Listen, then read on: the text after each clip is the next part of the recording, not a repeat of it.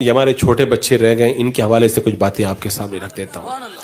یہ جو ہماری جو چھوٹی نسل ہے نا، یہ بچوں کی یہ نسل ہے نا، آگے یہی قوم کے معمار بننے والے۔ اپنی نسل کو سنوارو۔ اگر بچہ سنور گیا نا تو پھر اس کے بعد میں اس کو کوئی بہکا نہیں پائے گا۔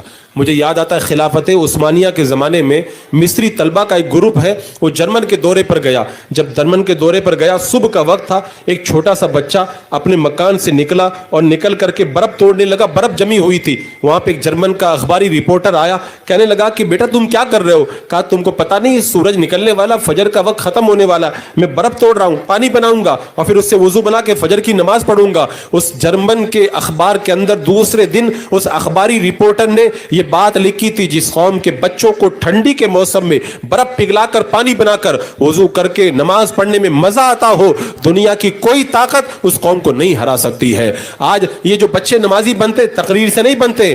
بچہ وہ نہیں کرتا ہے جو سنتا ہے، بچہ وہ کرتا ہے جو دیکھا کرتا ہے۔ اس بچے نے کئی تقریر تھوڑی سنی تھی، اس بچے نے گھر میں اپنی ماں کو نماز پڑھتے دیکھا ہوگا، اپنے باپ کو نماز پڑھتے دیکھا ہوگا۔ آپ نے دیکھا ہوگا چھوٹی سی بچی رہتی ہے، جب ماں نماز کے لیے کھڑی ہوتی ہے، وہ بچی اپنے ماں کے بغل میں آ کے کھڑی ہو جاتی ہے، اللہ اکبر کہا کہ وہ بھی نیت باندھ لیتی ہے۔ ماں رکوع میں جاتی ہے، بچی بھی رکوع میں جاتی ہے۔ ماں سجدے میں جاتی ہے، بچی بھی سجدے میں جاتی ہے۔ بچی کو کیا تقریر سن کر کے نماز آئی؟ نہیں، بچہ وہ کرتا ہے جو ماں کو کرتے ہوئے دیکھتا ہے۔ ماں نمازی ہوتی ہے تو اولاد بھی نمازی بنتی ہے۔ اس نوجوان نسل کو سنوارو۔ اگر یہ نوجوان نسل اگر سنور گئی نا تو آگے بیڑا پار ہو جائے گا۔ اور خاص طور سے میں کہوں گا، اگر بچپن کے اندر ان بچوں کو عاشق رسول آپ نے بنا دیا نا تو پھر ان کو کوئی گمراہ نہیں کر پائے گا، دیوبندی وہابی نہیں بنا پائے گا۔ مجھے یاد آتا ہے ایک مرتبہ ایک اسکول کا دن تھا، اسکول کا پہلا دن تھا، کتابیں نہیں نکلی تھی، تو اس دن ٹیچر نے کہا تھا آج کتابیں موجود نہیں ہے، میں تم سے کچھ دینی سوالات کروں گا،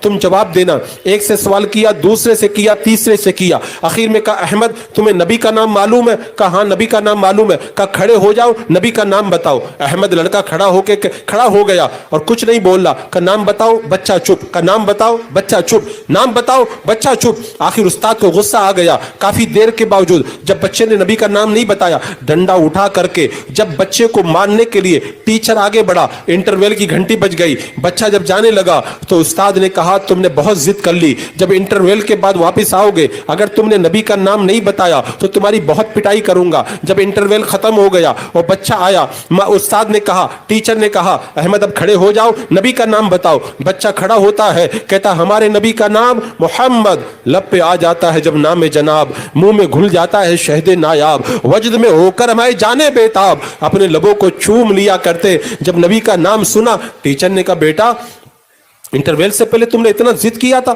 اب تم نے فوراً نام لے لیا، آخر بات کیا ہے؟ بچے کی آنکھوں میں آنسو آ گئے۔ استاد نے پوچھا بیٹا بات کیا، بتاؤ تو صحیح۔ بچے کے سر پہ ہاتھ رکھا، بچے نے رو کے کہا جب میں چھوٹا بچہ تھا میرے باپ کا انتقال ہو گیا تھا، بچپن میں میرے باپ نے مجھے یہ سمجھایا تھا بیٹا اگر تمہیں کبھی نبی کا نام لینا ہو تو بغیر وضو کبھی نبی کا نام نہ لینا۔ انٹرویل سے پہلے میرا وضو نہیں تھا، مار مار کے آپ میری ہڈی توڑ دیتے، میں مار کھانا گوارا کر لیتا، لیکن بغیر وضو کے نبی کا نام لینا گوارا نہیں کرتا۔ انٹرویل کے بعد میں گیا، میں وضو بنا کے آیا، آپ نے نام پوچھا، میں نے فوراً حضور کا نام بتا دیا ہے۔ بچپن میں جب بچوں کو نبی کا عشق سکھایا جاتا ہے نا، وہ بچے پھر نبی کے عاشق بنتے ہیں۔ آج لوگ کہتے ہیں سنا ہے آپ ہر عاشق کے گھر تشریف لاتے، میرے گھر میں بھی ہو جائے چراغاں یا رسول اللہ۔ آقا ایسے گھر میں نہیں آتے، سرکار